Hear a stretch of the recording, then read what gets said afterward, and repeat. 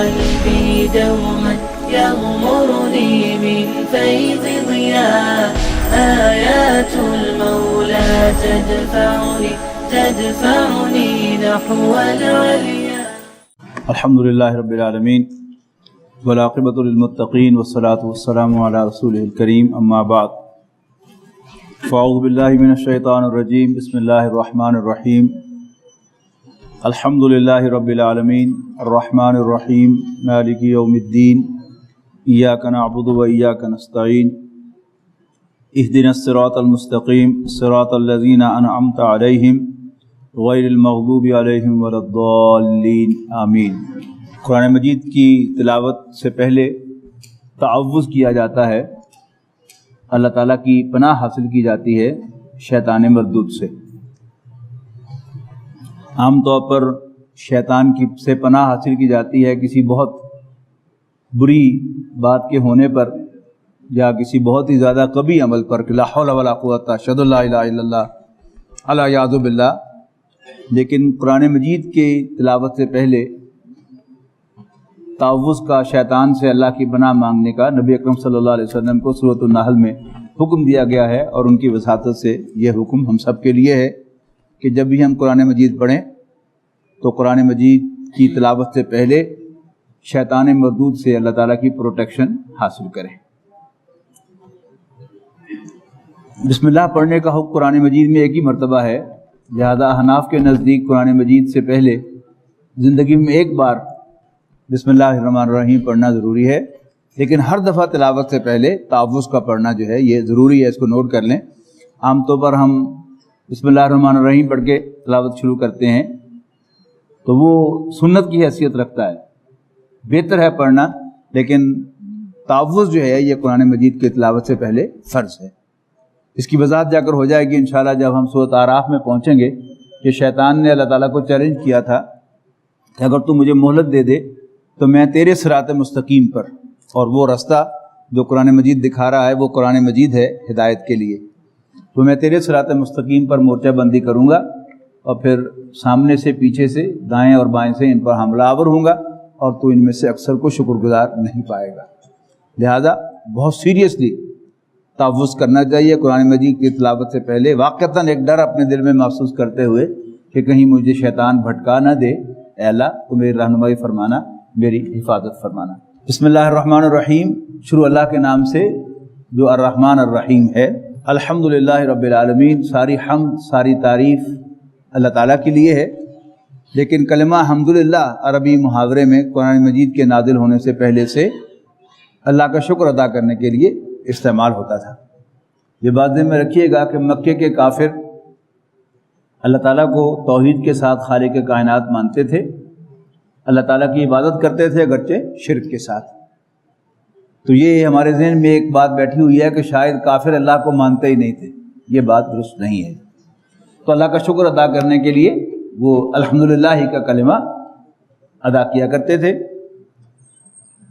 الرحمن الرحیم، یہ اللہ تعالیٰ کے دو نام ہیں۔ عربی زبان کے اعتبار سے ان دونوں کا مادہ را ہا میم یعنی رحم ہے، رحمت، اور عام طور پر احادیث میں یہ معلوم ہوتا ہے کہ رحمان کا تعلق جو ہے یہ دنیا میں اللہ تعالیٰ کی بے شمار رحمت کی جو ہر طرف پھیلی ہوئی ہے، اور اس دسترخوان سے جہاں اللہ تعالیٰ کے ماننے والے کھاتے ہیں، اس کے وفادار کھاتے ہیں، اس کے باغی اور اس کے منکر بھی کھاتے ہیں، تو یہ اللہ تعالیٰ کی وسیع رحمت ہے۔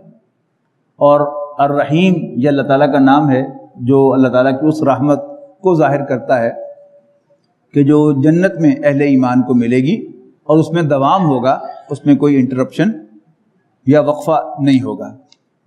ایک رائے یہ ہے کہ الرحمن یہ عبرانی زبان میں لفظ اللہ کا پیرلل ہے، جیسے اللہ تعالیٰ کے لیے ہم اردو و پنجابی میں خدا کا لفظ استعمال کرتے ہیں، انگریزی میں کیپٹل جی والے گاڈ کا لفظ استعمال کرتے ہیں، اسی طرح عبرانی زبان میں اللہ تعالیٰ کا نام اللہ کے مقابلے میں الرحمن تھا۔ اور اس بات میں وزن یہ ہے کہ قرآن مجید میں تذکرہ آیا ہے کہ قریش کو اللہ تعالیٰ کے اور کسی نام سے کوئی تحفظ نہیں تھا، لیکن الرحمن سے انہیں تحفظ تھا۔ وہ من رحمان ہوں، یہ رحمان کون ہے؟ اس لیے کہ وہ سمجھتے تھے کہ اللہ تعالیٰ جو ہے، اللہ ہمارا خدا ہے، جبکہ الرحمن بنی اسرائیل کا خدا ہے۔ اسی ضمن میں ہم دیکھیں گے آگے جا کر 25ویں پارے میں یا 26ویں پارے میں کہ حضرت عیسیٰ اور حضرت مریم کے بارے میں قریش کا بڑا تحفظ سامنے آئے گا کہ تم ہمارے خداؤں کی تو نفی کرتے ہو اے محمد صلی اللہ علیہ وسلم، اور بنی اسرائیل کے خداؤں کو، عیسائیوں کے خداؤں کو تم بڑا سر پہ چڑھاتے ہو۔ اس لیے کہ قرآن مجید نے دونوں ماں بیٹا کو بڑا اونچا مقام دیا ہے، اور ہمیشہ قرآن مجید ان کے لیے بڑے عمدہ الفاظ استعمال کرتا ہے اور ان کی بے حد تعریف فرماتا ہے۔ مالک یوم الدین، بدلے کے دن کا مالک، ایاک نعبد و ایاک نستعین، اے اللہ ہم تیرے ہی بندے ہیں اور تجھی سے مدد مانگتے ہیں۔ اس کا عام طور پر ترجمہ کیا جاتا ہے ہم تیری ہی عبادت کرتے ہیں اور تجھی سے مدد مانگتے ہیں۔ یہ اصل میں جن لوگوں کو عربی زبان سے واقفیت ہے وہ اس کو سمجھ سکیں گے کہ اگر باب نصرہ سے لیا جائے تو اس کا ترجمہ یہی ہے جو عام کیا جاتا ہے، اور وہ درست ترجمہ ہے باب نصرہ سے کہ اللہ ہم تیری عبادت کرتے ہیں، وی ورشپ یو۔ جبکہ اگر اسے باب کاروما سے لی جائے تو اس کے معنی ہوں گے ہم تیرے ہی بندے ہیں، وَإِيَّاكَ نَسْتَعِينُ، تجھی سے مدد مانگتے ہیں۔ ان دونوں کو ملا کر پڑھیں تو اگر یہ کہا جائے کہ اللہ میں تیرے لیے 2 نفل پڑھتا ہوں، اس لیے کہ عبادت کرنا جو ہے یہ ورشپ ہے، اے اللہ میں تیرے لیے 2 نفل پڑھتا ہوں تو مجھے 2 روٹیاں دے دے، تو اللہ تعالیٰ کہہ سکتا ہے کہ دفع ہو جا، مجھے تیرے 2 نفلوں کی ضرورت نہیں ہے، جبکہ ہمیں تو بہرحال 2 روٹیوں کی ضرورت ہے۔ ٹھیک ہے جی؟ لیکن اگر ہم یہ ترجمہ کریں باب نصر، باب کروما سے کہ اللہ ہم تیرے بندے ہیں لہذا تجھ سے مانگتے ہیں، بندے کا حق ہوتا ہے کہ اپنے مالک ہی سے مانگے، بلکہ مالک کو چھوڑ کر اگر کسی اور کے سامنے ہاتھ پھیلائے تو اس کے مالک کی بھی توہین ہوتی ہے اور خود اس کی بھی اس میں تذلیل ہے کہ وہ کسی کا نہیں ہے۔ وہ ایک واقعہ آتا ہے کہ کسی اللہ کے نیک بندے نے کسی جگہ لوگوں کی رشد و ہدایت کے لیے کوئی خانقاہ بنائی، لوگ ان سے استفادہ کرتے تھے دین میں اور ان کی خدمت کرتے تھے۔ اب اللہ تعالیٰ کے جو خاص بندے ہوتے ہیں اللہ تعالیٰ ان کو خاص ٹریٹ کرتا ہے۔ جیسے ہم ساری عمر انشاءاللہ نہ کہیں تو ہمارے کام نہیں رکتے، لیکن رسول اللہ صلی اللہ علیہ وسلم نے ایک مرتبہ انشاءاللہ نہیں کہا تو 15 دن تک وہی نہیں آئی۔ کیوں؟ اللہ تعالیٰ اپنے خاص بندوں کو یعنی 20 سے 19.5 بھی نہیں ہونے دیتا، بلکہ ان کو اعلیٰ مقام پر رکھنا چاہتا ہے۔ تو اس بزرگ کو یہ خیال آیا کہ اب میری روٹی کا بندوبست ہو گیا ہے، تو اللہ تعالیٰ نے وہ سب لوگ جو ان کی خدمت کرتے تھے، اور اتنی خدمت ہوتی تھی کہ اس سے لنگر بھی چلتا تھا، ان سب کو کوئی خیال آیا، کسی نے کہا کہ چلو باقی سب لے ہی آئیں گے، کوئی بھول گیا، 3 دن تک کوئی کھانا نہیں آیا کہیں سے۔ جب بھوک سے نڈال ہو گئے تو ایک چھڑی پکڑ کر اور ساتھ والی بستی میں گئے، 2-3 دروازوں پر دستک دی کہ میں 3 دن سے بھوکا ہوں، مجھے کچھ کھانے کو دو، اور بڑی قناعت کے ساتھ 3 روٹیاں لے کر وہاں سے چل پڑے۔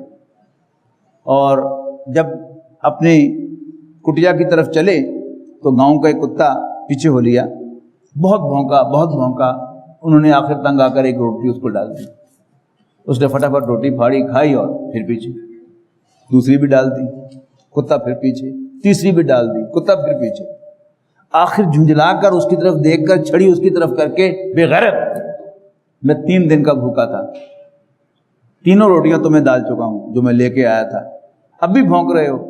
تو جس اللہ نے مجھے اور بولنا سکھایا ہے اس نے کتے کو زبان دی کہ بے غیرت میں نہیں، بے غیرت تم ہو۔ میرا مالک مجھے 10 دن بھی بھوکا رکھے، میں کبھی 7 والے دروازے پہ نہیں گیا۔ اتنے بے غیرت ہو کہ کلیم کرتے ہو کہ میں رب العالمین کا بندہ ہوں، اور 3 دن اس نے تمہیں کھانا نہیں دیا اور اپنے جیسے انسانوں کے سامنے مانگنے کے لیے آ گئے ہو۔ تو جو بڑا خوبصورت شعر ہے کہ پانی پانی کر گئی مجھ کو قلندر کی یہ بات، یعنی اس کا تعلق فقہ کے ساتھ نہیں ہے، علم دین کے ساتھ نہیں ہے۔ آپ کسی عالم سے جا کر مسئلہ پوچھیں، دیکھیں جی میں 3 دن کا بھوکا ہوں تو میں بھیک مانگ لوں، تو ہر عالم آپ کو یہ فتویٰ دے گا کہ ہاں مانگ سکتے ہو، لیکن قلندر اللہ والا جو ہے وہ آپ کو کبھی الاؤ نہیں کرتا کہ پانی پانی کر گئی مجھ کو قلندر کی یہ بات، تو جھکا جب غیر کے آگے، نہ تن تیرا نہ من، یعنی تو کوڑیوں کھوٹا ہو گیا، تیرے پلے کک نہیں رہا، اس لیے کہ تو نے اپنے جیسے انسانوں کے ساتھ اللہ کو چھوڑ کر ہاتھ پھیلا دیا۔ تو ایاک نعبد و ایاک نستعین، اے اللہ ہم تیرے ہی بندے ہیں، تجھی سے مدد مانگتے ہیں۔ اب مدد کیا مانگی جا رہی ہے؟ اہدنا الصراط المستقیم، ہمیں سیدھے راستے کی طرف ڈائریکٹ کر۔ سیدھے راستے کی طرف ہماری رہنمائی فرما۔ کون سا سیدھا راستہ؟ صراط الذین انعمت علیہم، ان لوگوں کا راستہ جن پر تو نے انعام فرمایا۔ دیکھیے، ایک ہوتی ہے اجرت، ویج، تنخواہ، ریکمپنسیشن آپ کی سروس کی، یا آپ نے کوئی چیز جو ہے وہ فروخت کی ہے ان کو، اس کے مقابلے میں آپ کو کچھ ملے گا۔ لیکن انعام کیا ہوتا ہے کہ جو انسان کا حق نہیں ہوتا، مالک یا امپلائر خوش ہو کر جو دیتا ہے اسے انعام کہتے ہیں۔ انعام کیا ہے؟ اللہ تعالیٰ کی بخشش۔ نبی اکرم صلی اللہ علیہ وسلم نے فرمایا کہ کوئی شخص اپنے اعمال کی بنیاد پر صرف جنت میں داخل نہیں ہو سکتا جب تک اللہ تعالیٰ کی رحمت شامل حال نہ ہو۔ اور وہ رحمت کیا ہے؟ وہ اللہ تعالیٰ کا فضل ہے، اس کی عنایت ہے۔ اس لیے کہ حساب ہوتا ہے۔ جب انسان کو ایک ایک بال اور ایک ایک ناخن اور ایک عضو کا حساب دینا ہوگا تو پھر ہمیں سے کوئی اس میں پاس نہیں ہو سکتا۔ ہاں، اللہ تعالیٰ خوش ہو جائے گا تو اللہ تعالیٰ کی رضا جو ہے وہ اعمال کا وزن اتنا بڑھا دے گی کہ ہم وزن اعمال میں نکل جائیں گے۔ یا یوں سمجھیے کہ آج کمپیوٹر کے دور میں ہم سمجھیں تو وہ وزن اعمال کیسے ہوگا کہ ہمارا اعمال نامہ فیڈ کیا جائے گا اور رزلٹ ڈسپلے ہوگا forgiven، معاف کر دیا گیا، غفرا، 3 حرف ہیں صرف، وہ اگر مل گئے تو میرا بیڑا پار ہے، اور اگر نہیں ملے تو پھر میں محروم ہوں۔ تو اہدنا الصراط المستقیم صراط الذین انعمت علیہم، یا اللہ ہمیں وہ گر سکھا دے، وہ ڈھنگ سکھا دے، وہ طریقہ بتا دے، وہ راستہ دکھا دے کہ جس پر چل کر ہم تجھ سے انعام پا سکیں۔ غیر المغضوب علیہم، جو نہ تیرے غضب کا نشانہ بنے، ولا الضالین، اور نہ گمراہ ہوئے۔